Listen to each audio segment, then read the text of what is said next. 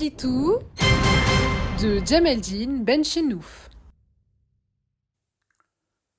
Salam alaikum, Azulfilaoun, bonsoir.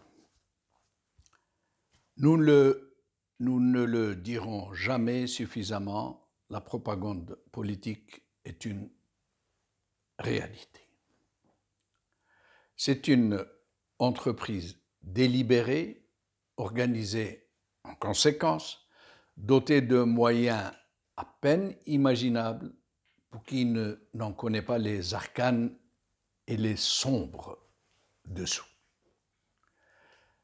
Elle se décline, la propagande, sous des spécificités et d'autres, avec des objectifs et d'autres, des moyens et d'autres.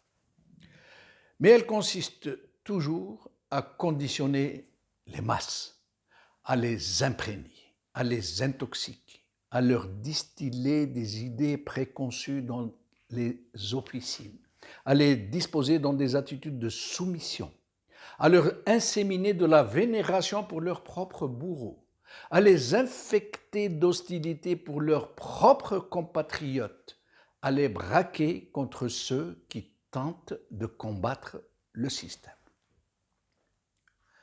Les méthodes utilisées pour orienter et conditionner les postures mentales sont infinies et leur efficacité toujours redoutable.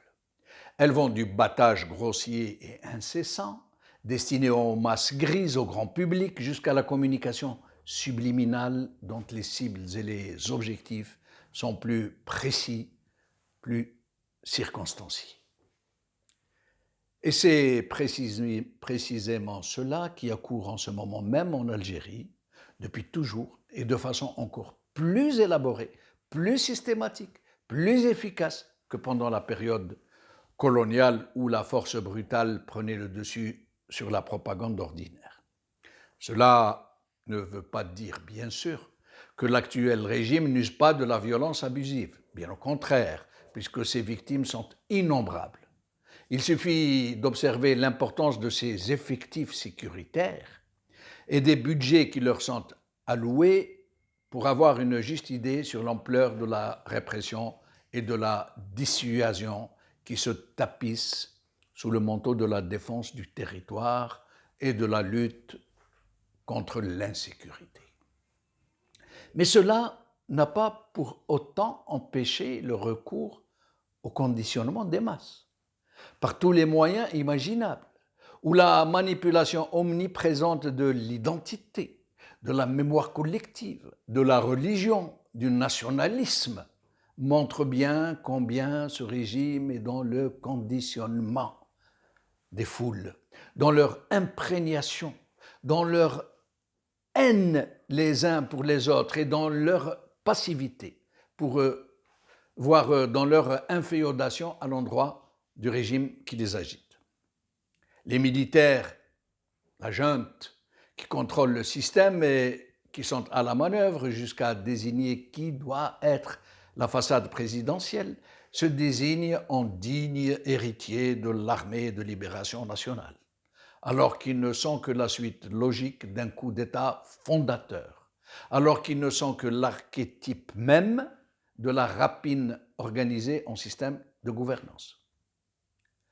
La propagande destinée à enfumer l'opinion publique, à l'empêcher de voir ces gens sous leur véritable jour, de prédateurs et de despotes, a été d'une telle ampleur que la société ne se pose même pas de questions sur le budget faramineux de cette armée, dont personne ni quelque institution ne contrôle le moindre centime de dépense, au grossier prétexte du secret défense.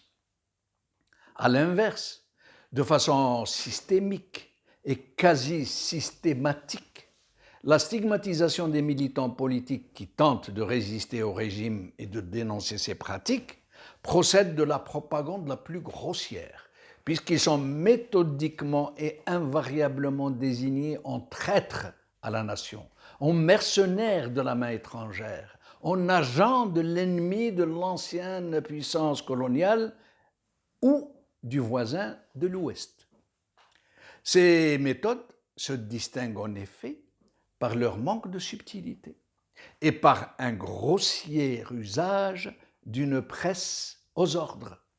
La très vaste opération qui a consisté à interpeller des dizaines de milliers de hirakistes, à incarcérer des milliers parmi eux, et dont environ 300 sont encore dans les geôles du régime, ont été l'objet d'un incroyable déni du régime, puisque le président Tebboune lui-même a publiquement déclaré lors d'un entretien avec la presse que dire seulement qu'il y a des détenus d'opinion politique en Algérie procède du mensonge du siècle. Il en a été de même dans l'affaire Drarni, un journaliste qui avait été jeté en prison pour avoir osé couvrir le Hirak.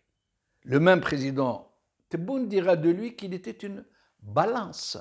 Et son ministre de l'Information avait poussé l'outrance jusqu'à affirmer publiquement que le même Drarni n'était pas un journaliste, alors que celui-ci, entre autres de ses prestations quotidiennes, avait interviewé le président Tebboune lui-même. Et après lui, le président français. C'est dire.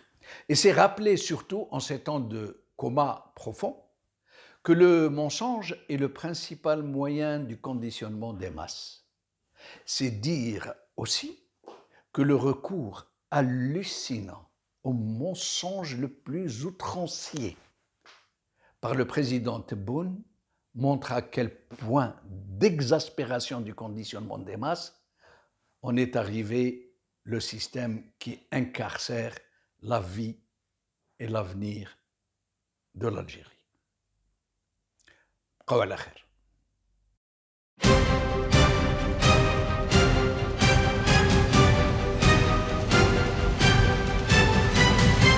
L'édito de Djemeldine Benchenouf.